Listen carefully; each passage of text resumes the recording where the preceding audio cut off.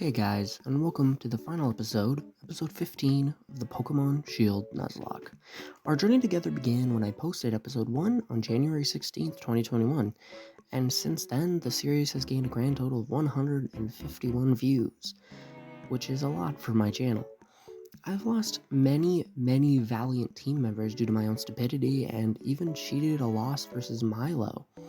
It has been an incredible journey, and I am hopeful that once this journey is over, a new one can begin, as I have not forgotten about the series that has built up this channel up to the nearly 40 subscribers that it is today.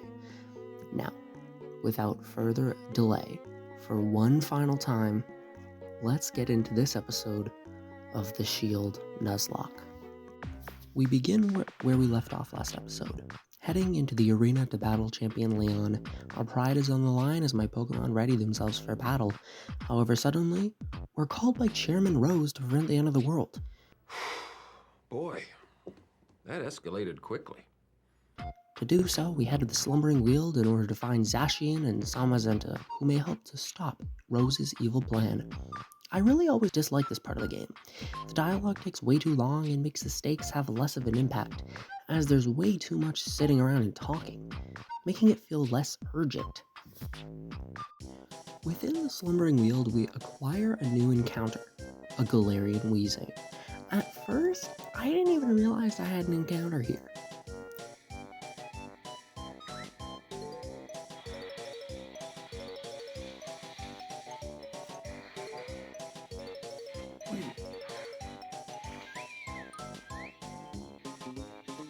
Oh my god, I'm so stupid.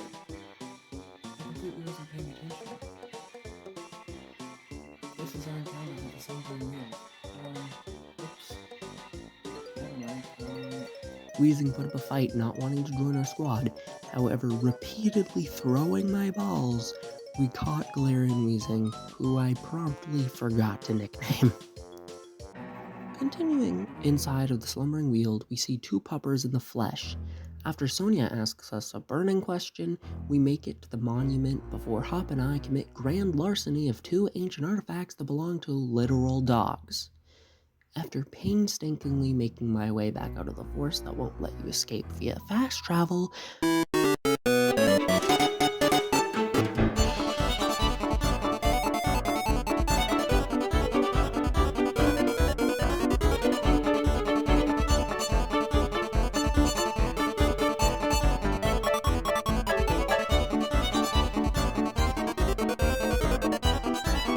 we finally make it to a Poké Center where I name our new Galarian Weezing Emo. A very fitting nickname, if I do say so myself. Afterwards, we head over to Hammerlock, making it to Rose's lair and kicking his ass in a Pokemon battle once and for all. However, he wasn't giving up without a fight.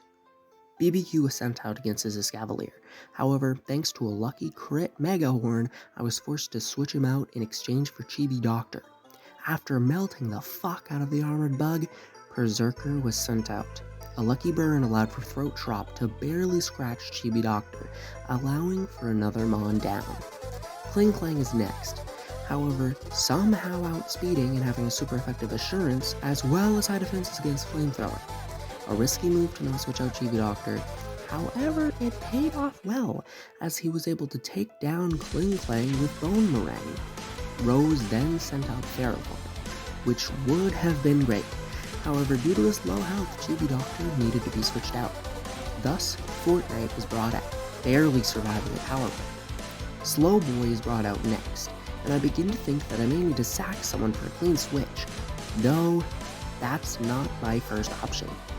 However, I have faith in Slowboy to outmatch Ferrothorn, even with all non-effective moves.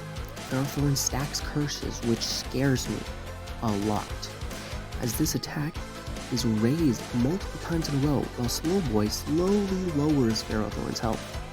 A sudden, powerful Gyro Ball OHKOs Slowboy, allowing for a clean switch into Chibi Doctor in order to finally destroy that stupid fucking plant.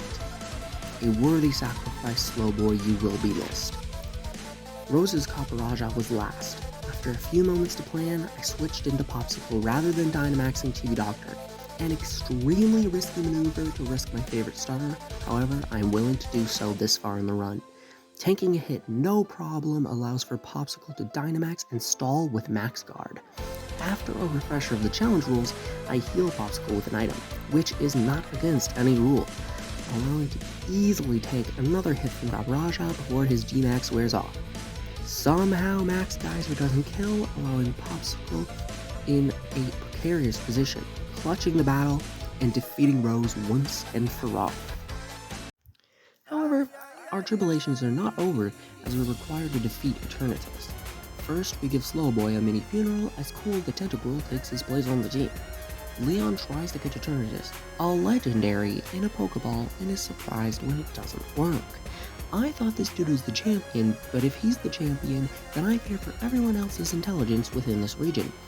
Popsicle begins the battle with Eternatus, using Moonblast to take down the weird space lizard in 3 hits. Eternatus was an idiot and used the flamethrower against a fucking water type. However, changed his tune the next turn and almost killed Popsicle with a super effective Grass Poison. After this initial fight, things begin to get weird as this giant fucking mitten came from the sky, disallowing us from doing anything with its patented hand magic. Somehow, the ancient decrepit artifacts cause some magical bullshit and 2 puppers are summoned to our rescue.